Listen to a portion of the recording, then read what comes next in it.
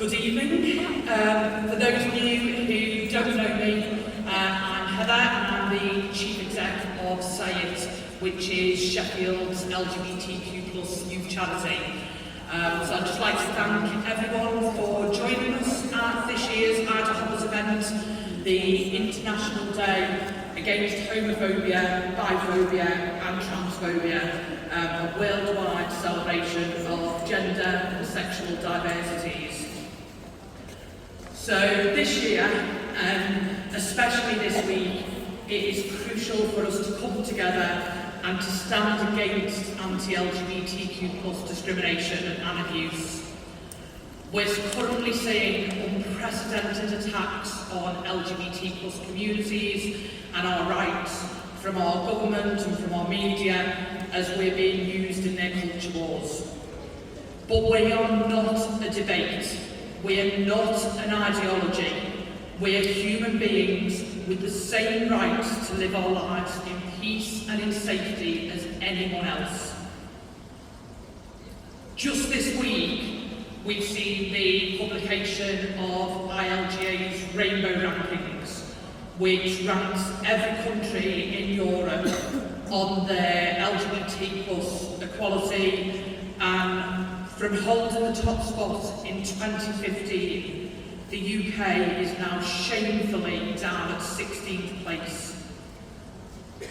From the abolition of Section 28 in 2003, it took until 2019 to get an inclusive, LGBTQ+ inclusive RSE curriculum. And now, when that is barely rolled out, we are already seeing that under attack, with attempts to take us back to the 80s and to remove LGBTQ+ young people's representation, education and protections in school settings. They don't want kids to be told that queer people exist. But if you have two mums or two dads, or your auntie is now your uncle, you're probably going to notice that. They think that if they remove all representation, then we won't get these deviant ideas put into our heads, and then LGBTQ+ people will simply cease to exist. But like many of you here tonight, I went to school under Section 28, and at a time when we didn't have the internet, so there was nowhere else to access that information. There was no mention of the existence of LGBTQ+ people when I was at school. But guess what? I'm still queer. A new Section 28 won't stop young people from being trans, just like the last Section 28 didn't stop anyone from being gay. Banning LGBTQ+ education will not change the identity of a single child. What it will do is make thousands of LGBTQ+ young people feel alone and othered. Now, I do need to point out that the proposal for the new RSE guidance is at the moment just that. It's a draft for consultation. The curriculum at this point has not changed, so there is still time for us to challenge those proposals. MPs have also called for trans people to be segregated in hospital wards, despite freedom of information requests showing that not a single complaint or issue has ever been raised, and the fact that with every ward full and patients in corridors, it simply would not be practical. They are working to remove any visible signs of support. They've ended the NHS Rainbow Badge Scheme, and they've banned rainbow lanyards in Scottish Parliament.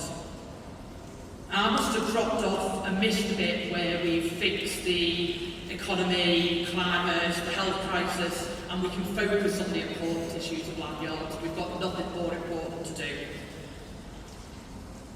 And we can see that the results of this anti-LGBTQ+ rhetoric that is being spread.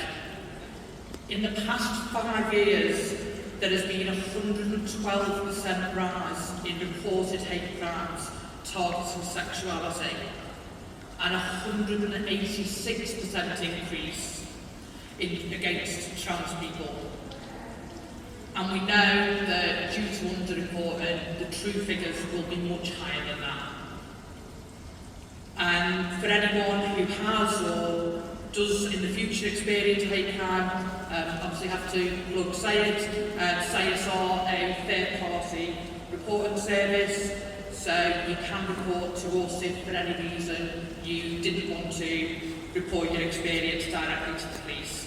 So if you do want to find out more about that, do have a chat with myself or anyone from the SAYIT team.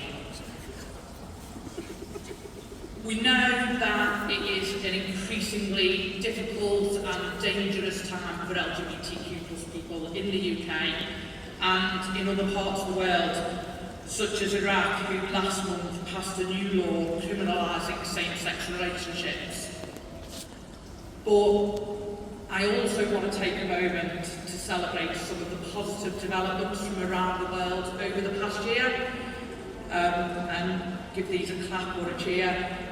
Same-sex marriage has been legalised in Estonia, in Nepal and in Greece.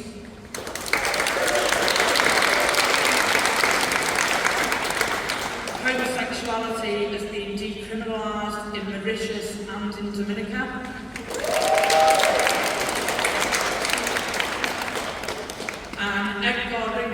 Became the first openly gay head of state in Latvia and the European Union.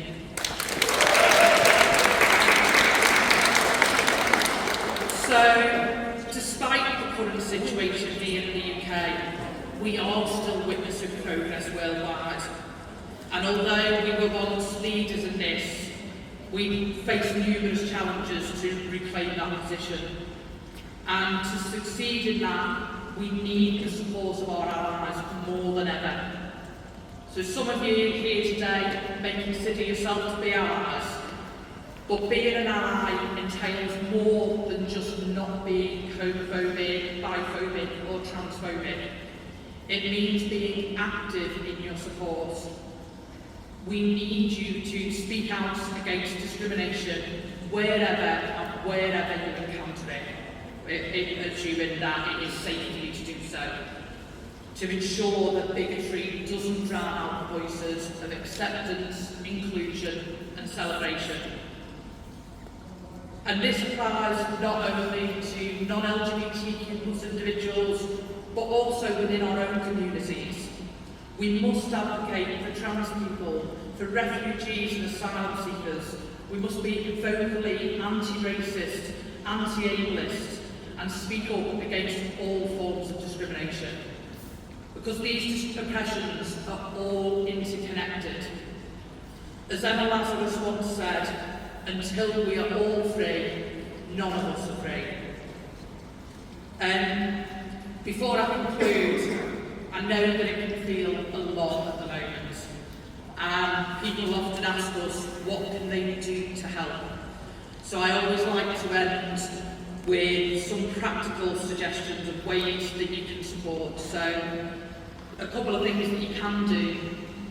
So, at the moment, LGBTQ+ people are routinely being excluded from conversations about us in the media and in the government. So please amplify LGBTQ+ and specifically trans and non-binary voices. Share articles and social media posts by queer people. And don't engage with hostile mainstream media. Don't allow us to be used as clickbait. Whenever publications publish anti-LGBTQ+ content, we need to stop reading, stop sharing, stop clicking on them. Because every time we engage with their content, we contribute to their profit. And we need to demonstrate that hate is not profitable.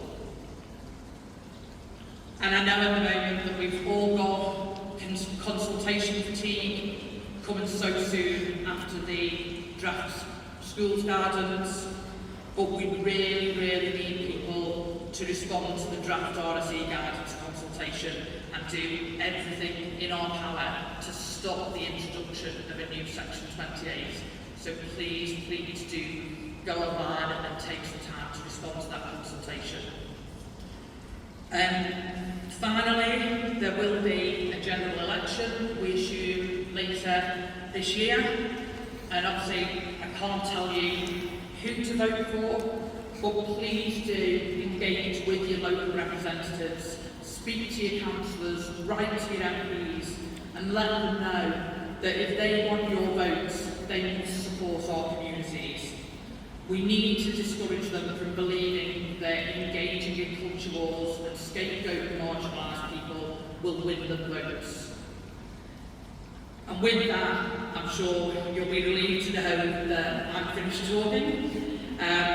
We're going to hear from various speakers representing organisations and communities from across the city before we end with our traditional minute of noise